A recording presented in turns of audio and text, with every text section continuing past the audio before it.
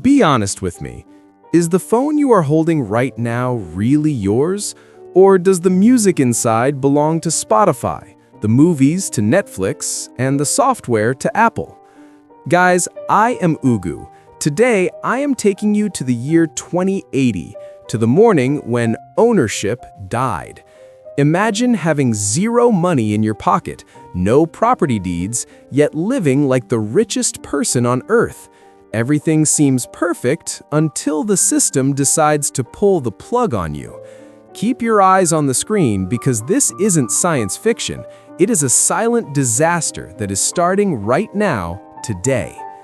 You open your eyes on a random morning in 2080. The mattress under your back adjusts perfectly to your spine, and the room lighting mimics a gentle sunrise. It feels incredibly comfortable, but let's be real, that bed isn't yours. The sheets, the air purifier, even the digital art on the wall belong to a corporation. You are just a temporary user. Welcome to a world where owning things is seen as a barbaric, old-fashioned habit. You are free from burdens, but you are also completely naked against the system.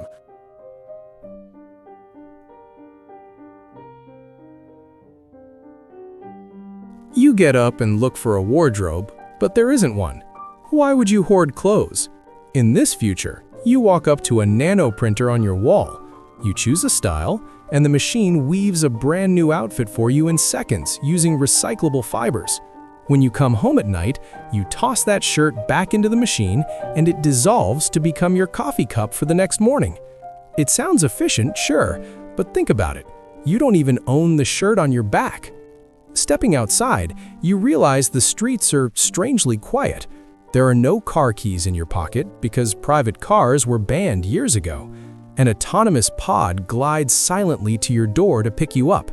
The traffic is perfect, managed by a superintelligence, flowing like a school of fish.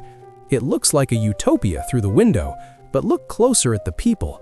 They are rushing around like ants in a glass farm. Everyone is moving fast, but nobody seems to know where they are actually going. So, where are you going? To work? Probably not.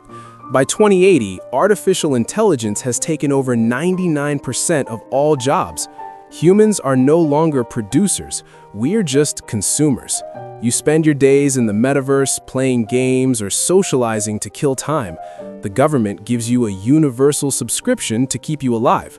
You are fed, you are warm, and you are safe. But there is a deep, hollow feeling inside you, because a life without struggle and creation starts to feel meaningless. Here's the scary part they don't tell you in the brochures. In a world where everything is free, the currency is your obedience. Your quality of life depends on your social credit score. If you follow the rules, your food tastes better and your internet is faster. But if you criticize the system or make a mistake, your score drops. Suddenly, that smart coffee machine won't work. The pod refuses to open its doors, and you might find yourself locked out of your own home.